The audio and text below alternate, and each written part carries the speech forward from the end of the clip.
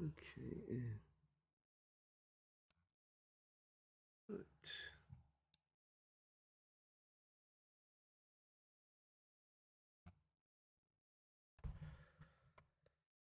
Okay. All right.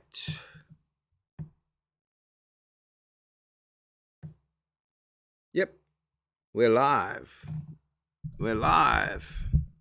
So, yeah, we're just getting ready. Everything's good to go. Um, English breakfast tea.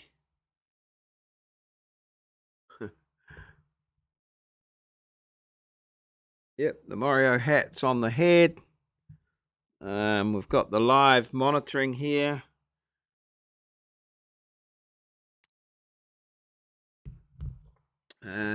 Yeah. Okay, so come 9 o'clock, we'll swap over and get going. So, yeah. Please smash the like button. Comment. That's the thing that keeps this my live rolling along. Just making little improvements as we go along by the day. So had a bit of a breakthrough today. Simple as it was a breakthrough. So very pleased with that outcome. And yeah, we're just moving ahead. I wouldn't say in leaps and bounds, just little baby steps. Some things become quite obvious after a while, but yeah, we're just going great. So waiting for it to go 9 o'clock, and that's when everything kicks off. Big time. Big league. Big league. This is the live. They shouldn't miss. Best live I've ever seen. Best live in the world. World beating. You know, we've got the numbers. It's all there. It's all go. So there we go. It's 9 o'clock. So we'll switch over to the Twitter scene. And there, in all its glory, I'll just bring that down there so we can read it. The rainbow eucalyptus trees. Eucalyptus diglupta shed their bark at different rates. Freshly revealed patches will reveal a bright green colour, which then darkens to give orange, maroon, and blue colours. Very nice.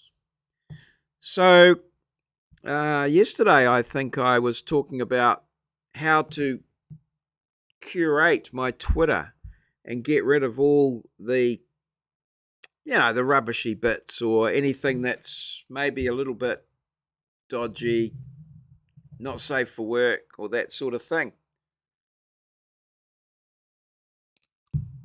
Turns out it's real easy. All you do is all of the tweets that that I want to use in my live, I just like them, and then I go to my profile and just click on the likes, and there they all are. They are in the order. So this is the most recent to least recent. I don't know that you can change that around, but anyway, so that gives me, my talking points, sort of little interesting things that I've found along the way. So obviously my preference is for comments, for people to come in and comment and have a bit of chit chat and banter and to and fro and backwards and forwards. But then my lives go, to be held in posterity going forward, So you want to have something of substance there. So there we go. Recorded now, the rainbow eucalyptus tree. That's a big bloody marvellous from me as we move on to the next one. Okay. Now my next one here is I'm sort of a little skeptical about this one. A little skeptical. I can see that it's there, but I drink like a true Viking with this beautifully crafted mug that throws off the energy of power, strength, and victory. Perhaps reading it the second time, I was thinking that this was sort of a replica, but I don't think it is. This special edition Viking war mug is the most, authentic Norse drinking vessel this side of Valhalla. Yeah, big league. It's the best drinking vessel I've ever seen. Most authentic Norse drinking vessel. The technology doesn't suggest when I think the Vikings were sort of at their peak, shall we say, Rag, whatever his name is. So yeah, it would be a nice cup to have, but authentic, not so much. Well, not for me anyway. If someone gave it to me free, I'd take it, but I don't think I'd buy it. All right, what do we got? Oh, here we got the Met service now. Yeah, word is that Auckland's in for another hiding tomorrow. In the coming days, given that it must be pretty sodden at the moment, it could suggest that anything. Well, it would take less rain, I think, to cause problems than what it did, starting off from scratch. So usually, when the ground is really wet and sodden, so it's all runoff, that's when the big problems start. So stand by. So I hope everyone's sort of doing what they can and trying to sort it all out. In my job as a surveyor sort of thing, I'm no expert, but I do know a little bit about stormwater, and I'm quite surprised that people are so quick to, this is wrong, the designs are wrong, that's wrong, we should design for this weather. From what I've seen, we do actually design for this type of weather to an extent that we try to.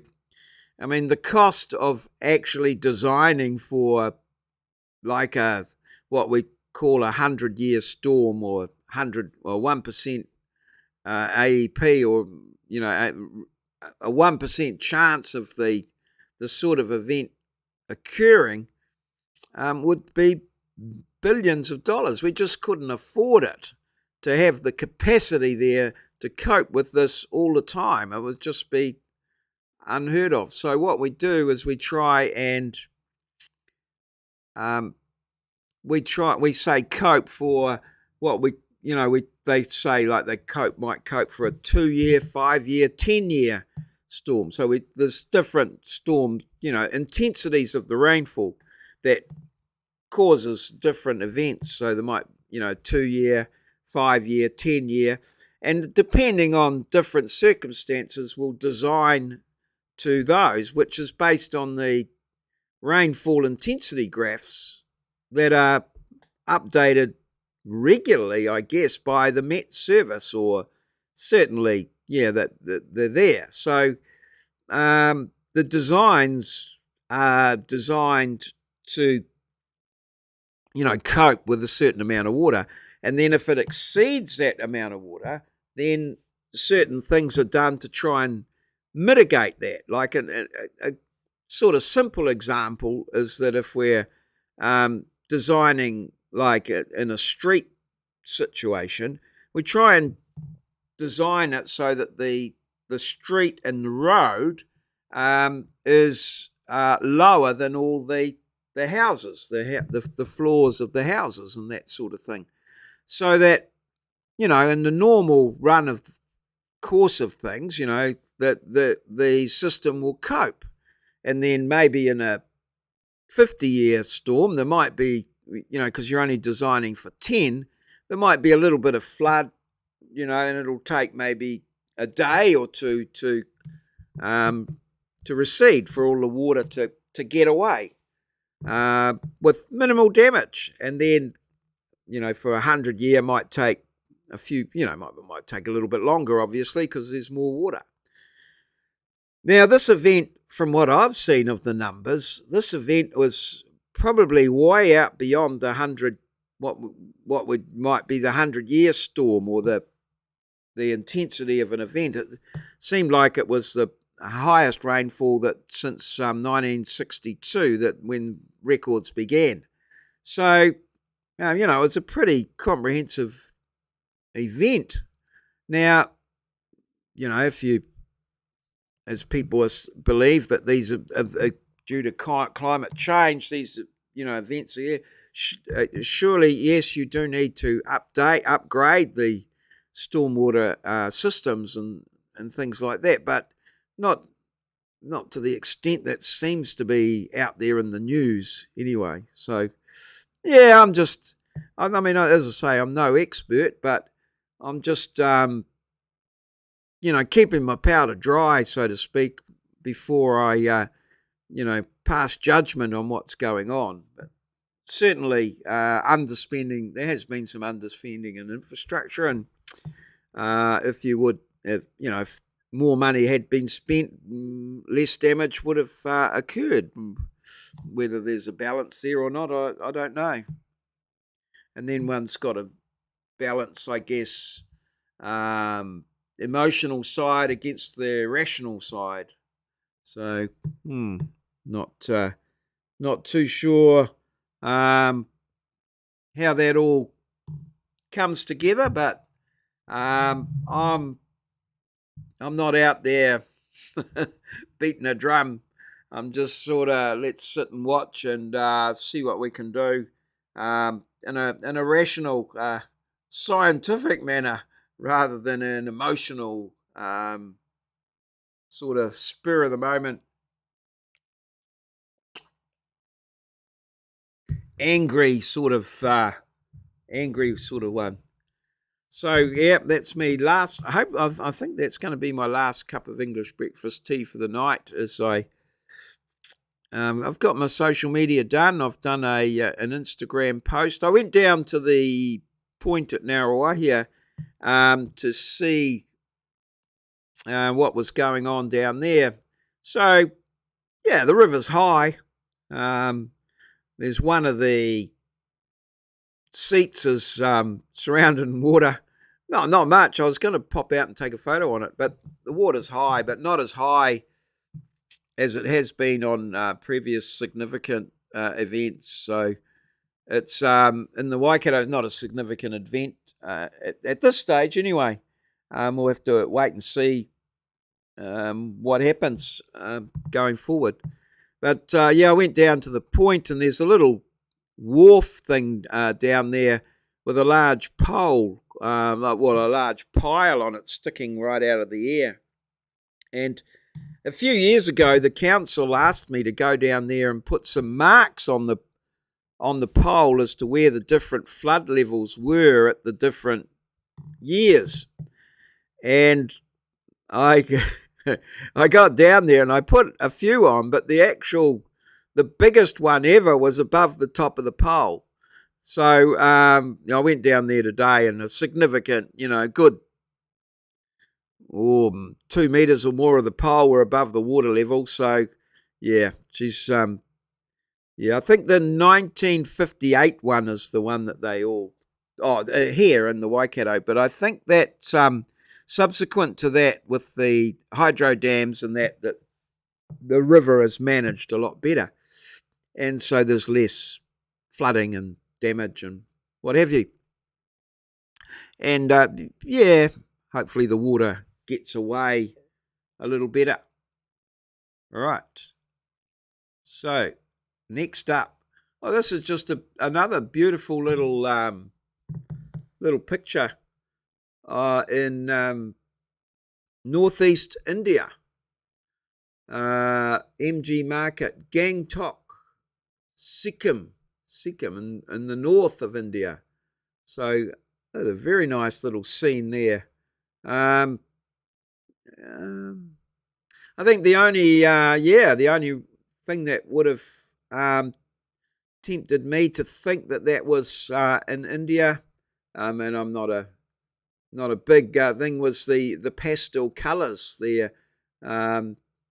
Typically, to me, very very Indian, that sort of colour scheme. But that's about the only thing that would suggest it for me. But what a beautiful scene! I quite like that.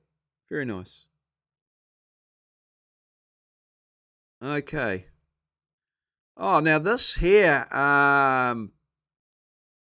this is quite interesting. This is a little video here, and he's talked about. This is from NIWA, the National. What is NIWA? National Institute of Weather and Atmospherics or something. I'm not 100% sure. NIWA. I know it's also a Japanese word, but that's our weather outfit here in New Zealand. And so this is what they're saying. Another atmospheric river is poised to bring more widespread rain, likely heavy, along with strong winds to the upper North Island. Current timing suggests late Monday into early Wednesday. Details likely to evolve between now and then. Highest atmospheric moisture. So, this is what they're saying. And that's, you can see Auckland in there, just at that arrowhead now. That's Auckland coming there, and Waikato between there and the little hole in the middle, which is Lake Taupo, or Taupo. Yeah. So, whoa, that's looks very dramatic. It's quite windy and overcast here, very wet. Not quite sure what's going to happen. So, this is what I'm talking about now, about people calling for, designs and this sort of thing here. I think, in my opinion, it's a bit early, and a little, I'd suggest a little uninformed about how stormwater management goes and that sort of thing. It's a bit of a dark art from what I can gather, and I just have limited knowledge of it. But certainly, I don't think it's if we go out and double all the size of the pipes, it could cause more problems. I mean, one of the big problems is that one of the reasons why we have stormwater problems is because the hard surfaces in that intensify make the runoff faster, so the water gets to the outlets quicker, and obviously in more quantity, and this causes the flooding. So we've got to be measured and scientific in our approach. I think someone suggested moving to higher ground might be a pretty good start, but we'll see. And this is our Prime Minister is also weighing in, although I suggest there's an element of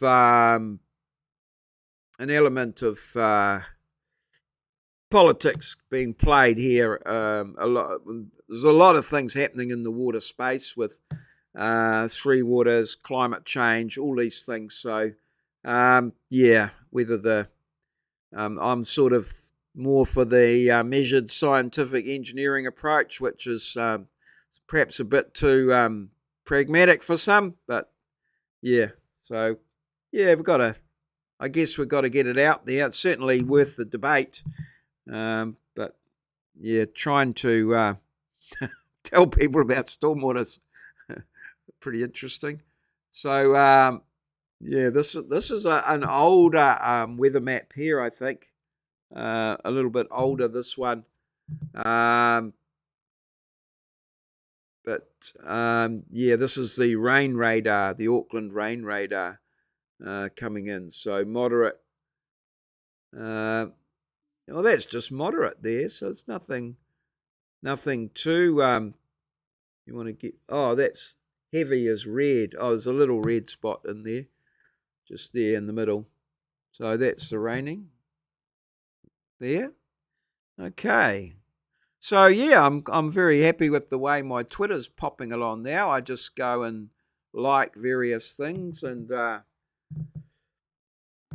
there's my little topics come up. This is good. And it was as simple as just liking the things and then checking my likes, and then they get added. So that means I can do my prep, my smoko or something like that, just by going through my Twitter feed, and if I find anything that catches my eye or catches my, I can put it there and then use it in my live later on. So yeah, bloody marvelous, bloody marvelous. Alrighty, so let's go now. Yes, I saw this. Story time. Yeah, anyone know what this contraption might be? Yes, well, that, my good friend, is a mincer. A mincer.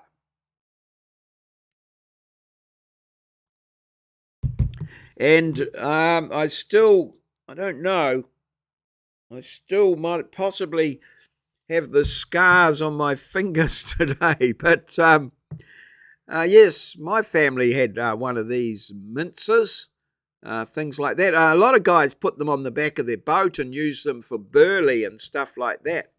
But yeah, mincer. And so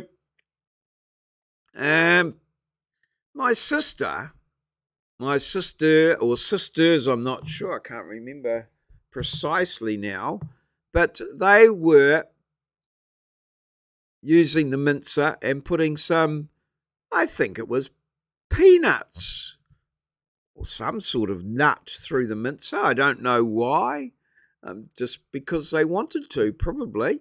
But anyway, they were putting these nuts through the mincer. And Morris, I was the oldest, so, they were younger than me. Morris thought that he would just have a nut before it went through a peanut before it went through the mincer. And I reached in and got it, and then my sister turned the handle, and, well, yeah, my finger was minced, I guess. Just a little. She didn't keep going, to her credit. And yes, I remember going to the hospital. To the doctors. I don't think I got stitches, but I got one of those.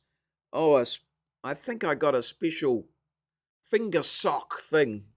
I remember Mum and Dad. I remember you bought it, and it was like and you put it on your finger, and then was around the sort of stainless steel type thing, and you put it on your finger, and then pulled it in and out, and it made a marvelous bandage.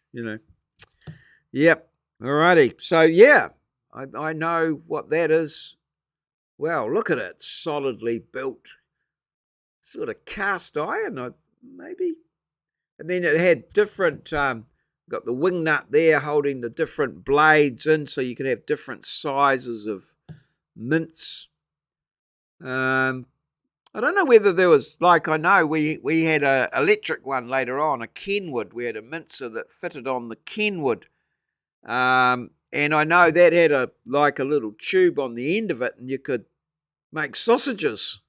But I don't know. I don't think those ones had the capability to make sausages. But anyway, who knows? All right. So yeah, I just saw Larry Elder. I like Larry Elder. Larry Elder. I like his takes on things. I know he's not viewed very favourably by the left hand side of politics, but I do I like to hear what he has to say, and he's talking here about some of the goings on in Twitter and what they did and didn't know, and the effects that may or may not have had on the political scene at the time.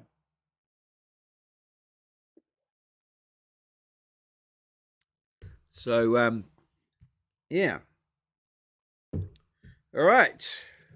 So next, I saw this here, and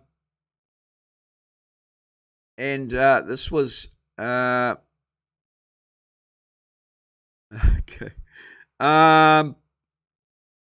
8 tips to feel extremely confident in any situation. Have strong body language, hold eye contact, dress well.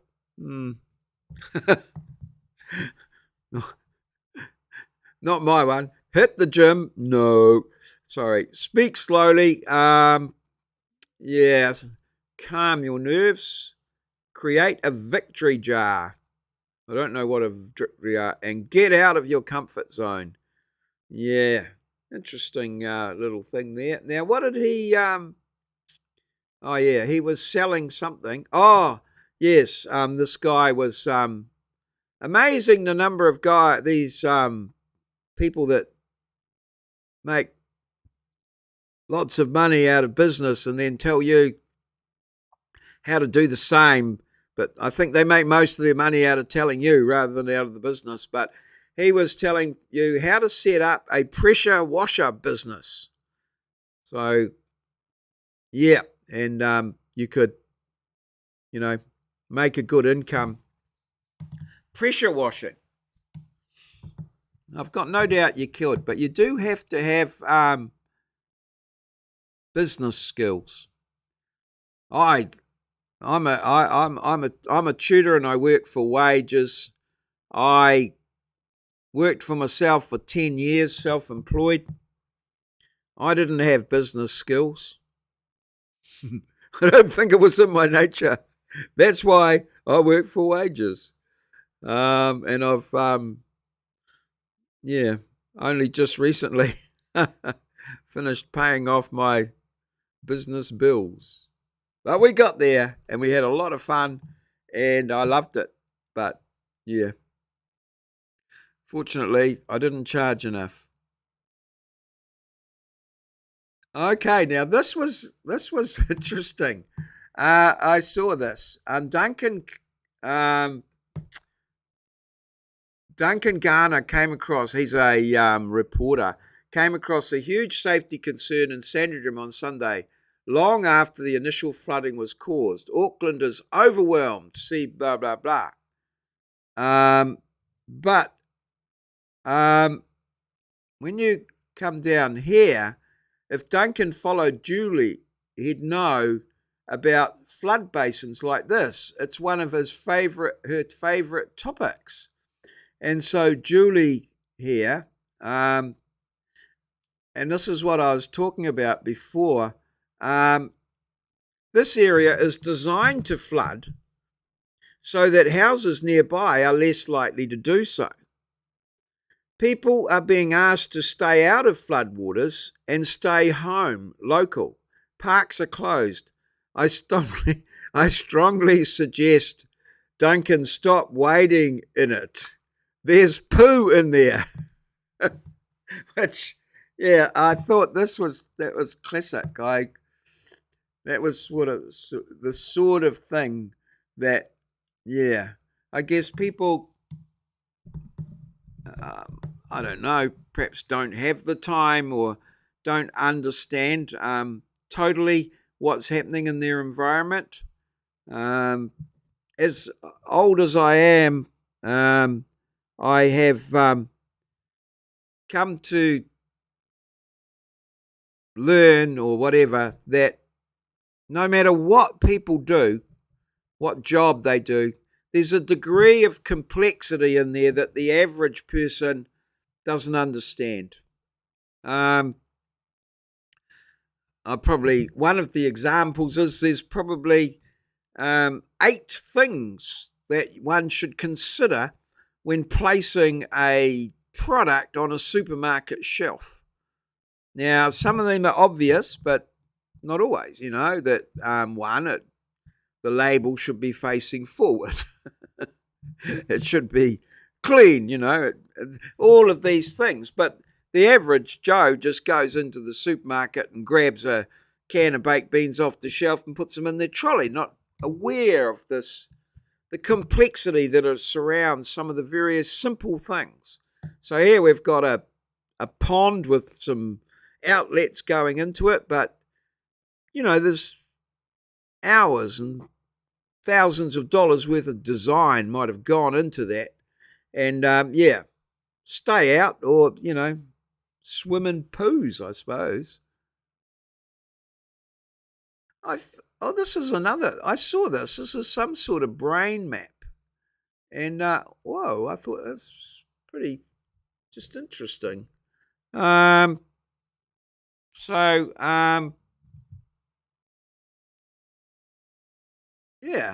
just this is the amygdala, something. Anyway, yeah, and just all of these little bits and pieces around the brain, what's happening in the brain and all that sort of thing. So, yeah, bloody marvellous. Just caught my eye, that one. Oh, yes. Now, this was, I shouldn't laugh, but yeah. This is karma coming to get you. Some might say, others might say it's a very unfortunate. So animal rights protested trespassed onto a duck farm, chained their necks to the slaughter line. Then suddenly the machine switched back on and started to move while they were still attached. Holy something. Yes, that would be a little bit annoying. But yeah.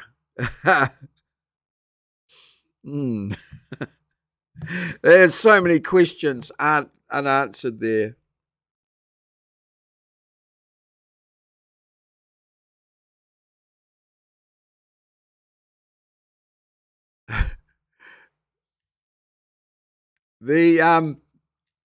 This one here, the other night, I was watching Timcast IRL. That's where I stole my name from. I'm maurieo IRL, but I was watching Timcast IRL, and they had this guy called Turtle Boy on, and I'm pretty sure, yes, you see Ian Crossland and Dr. Turtle Boy, they're both on Timcast, and this is the statue that this guy was on about.